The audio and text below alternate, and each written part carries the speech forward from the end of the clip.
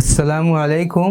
7 থেকে 9 মাস বয়সে কি ধরনের খাবার দিবেন এবং আপনার টার্গেট কি থাকবে? প্রথমে আমরা বলেছিলাম 1 থেকে 2 চামচ। 9 মাস পূর্ণ হলে মোটামুটি আধা কাপ, প্রত্যেকবার খাবার আধা কাপ হবে এবং সেটা 3 বার হবে। এবং সেই খাবারটা বাড়াবেন কিভাবে? আস্তে আস্তে আপনি খাবারের পরিমাণ বাড়াবেন। কিভাবে বাড়াবেন? সেটা হলো যে ফলমূলগুলো আগে বলেছিলাম, প্রত্যেকটা ফলমূল আপনি যেগুলা শক্ত ফল যেমন আপেল সেটা সিদ্ধ করবেন অথবা চামচ দিয়ে চেঁচে নেবেন। অন্য ফলগুলা তো পাকা ফল আপনি স্ম্যাশ করে নেবেন। আর ঘরের যে সবজি সেটা সিদ্ধ করে নেবেন, নরম করে নেবেন। তার সাথে আলাদা চিনি মিশাবেন না, একটু লবণ দরকার হলে মিশাবেন। এখন সবাই বলে লবণ মিশাতে হবে না, না, লবণ প্রয়োজনীয় লবণ একটু না মিশালে সে খেতে পারবে না।